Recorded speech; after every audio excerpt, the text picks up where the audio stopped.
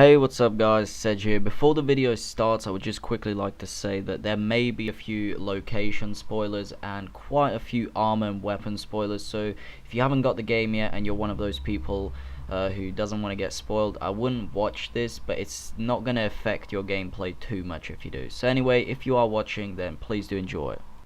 Right guys, so while I'm commentating and kind of giving my opinion on the game, there will be a little bit of gameplay. It's actually the second area of the game. It's not too difficult, and I actually came back here when I was pretty much completed with the game just to get a little bit of footage, just to show off the graphics, the lighting dynamics, the cape dynamics, the weapon arts, and blah blah blah blah, just to kind of for the people who've never played Dark Souls, just to kind of show them how the game looks.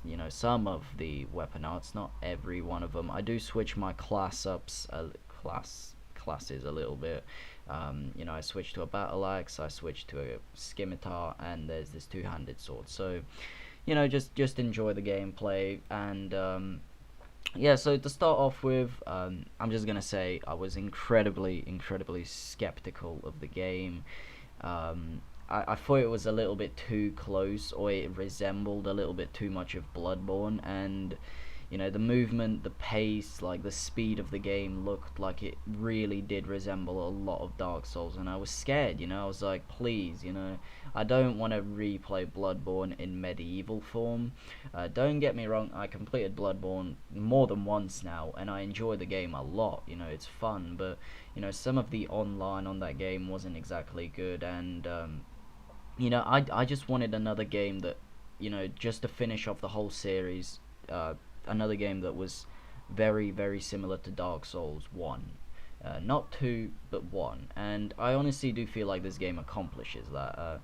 In my opinion, it kind of takes all the good aspects of every Soul game, including Bloodborne, and just kind of makes it into this one amazing masterpiece.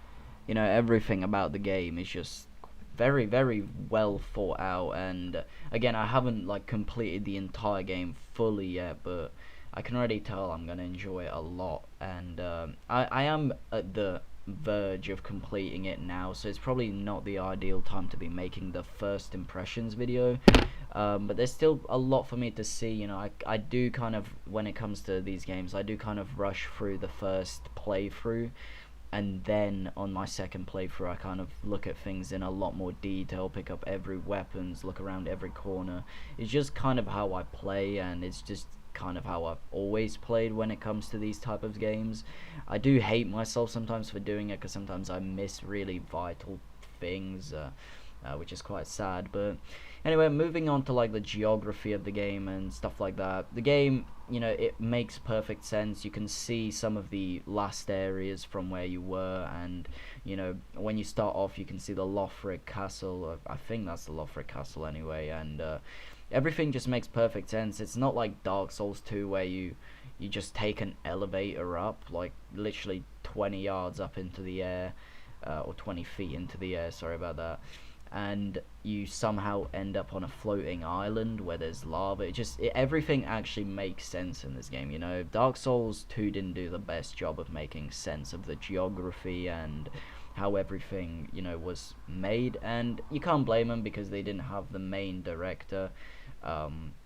That guy is honestly a master of these sorts of things, just making the game, the map, everything.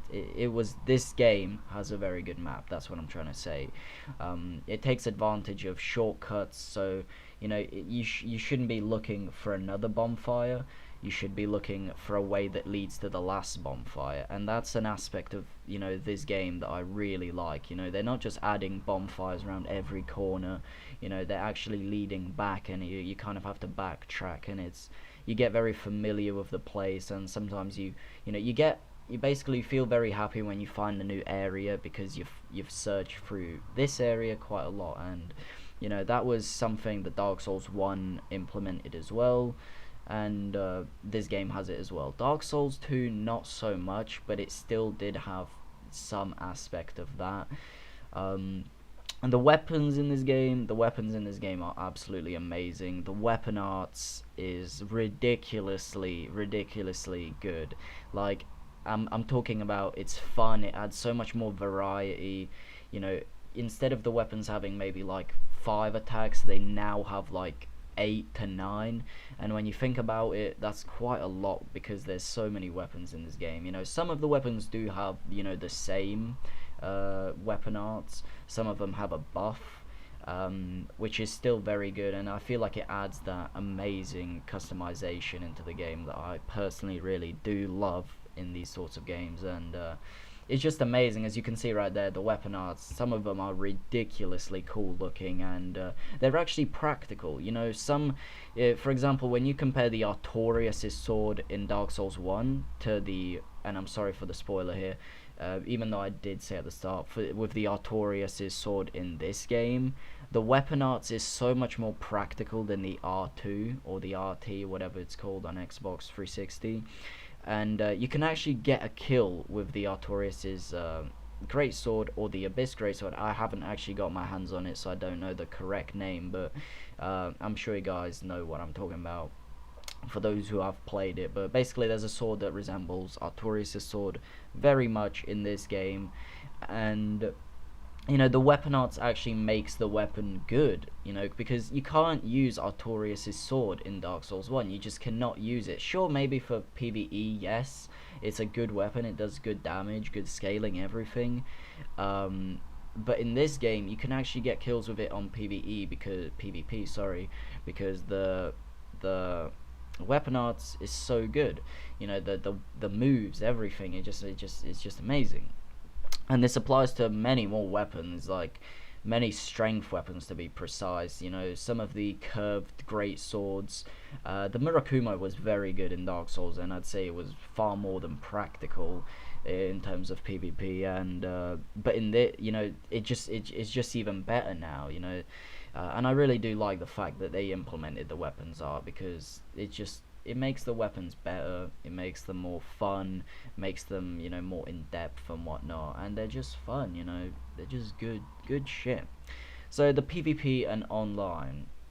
PvP is amazing, honestly. There are a couple of flaws. Sometimes, you know, some people can like really gank you, but that's kind of, you know, your fault. You can always use the environment to your advantage, and there tends to always be another invader to aid you or to, you know, kill you, either way. But there are these, I mean, I personally was in the Crucifixion Forest, which is like the PvP hotspot. It's the equivalent to the forest in Dark Souls 1, and there was this guy I kept invading, and he just kept on summoning his friends over and over and over, and you couldn't do anything. You just could not kill him because there were 2 people killing you, and he would just keep on summoning them back whenever they died, and that gets kind of annoying. And you know, it's fine, it honestly is. I guess if you're invading with somebody else, it, you know, you could still have a chance to kill them, but it does get a little bit annoying, and you know, that's fine, really. It's just Dark Souls. The PvE online, like co-op, I haven't really done too much co-op. I tend to play the game alone when I first start off, just because I actually want to extend the amount of time I play the game, you know, the amount of time I get this amazing experience of, you know, new areas and stuff like that. So I really like to treasure that time, and I don't really use on, you know, co-op and whatnot. I did use it like once, and it was very good. I think I used it maybe twice or once with my friend, and it was amazing. Honestly, it was great. It's just so much fun, you know. And the best part is it actually gets more difficult as far as I know, and let's just say all the PvP and co-op aspects are very good. There aren't many flaws that I have personally seen, but again, I only had 2 days of PSN to play online, because I don't really use my PS4. That is going to change now, so I will be purchasing PSN this weekend probably, because I have exams pretty much all week today, or this week, and there's really no point in me getting PSN because I doubt I will be playing any Dark Souls. So yeah, As far as the graphics go, and yes, I am changing the subject that fast, but the graphics in this game, again, I never really tend to go into Dark Souls expecting the best top-notch graphics. I genuinely do tend to play this game for the gameplay, because, you know, the co-op, the PvP, because it's so good. And so I never really expect good graphics, you know. And I'm not saying that Dark Souls graphics, Demon Souls, Bloodborne graphics are bad. I'm just saying I don't really care about them, right? And this game actually made me realize how good the graphics are. Like, I don't know if you guys have noticed, maybe it's because I'm on a monitor and everything's just bigger and everything looks better in a way, but the graphics are honestly amazing. And I don't really realize this in other Souls games. All the Souls games have amazing graphics for their generation consoles, but this really takes advantage of the PS4, if I'm honest. And you know, usually whatever Dark Souls lacks in, you know, graphics, it compensates with gameplay. But this time the balance was perfect. Like, the gameplay and the graphics were just literally 100%, both of them. And I honestly find that amazing that they've managed to balance it out so perfectly. So believe me, guys, there's going to be so much content. There's going to be so much PvP, so many builds, because the armors are amazing. So make sure you do, guys. Look forward to it.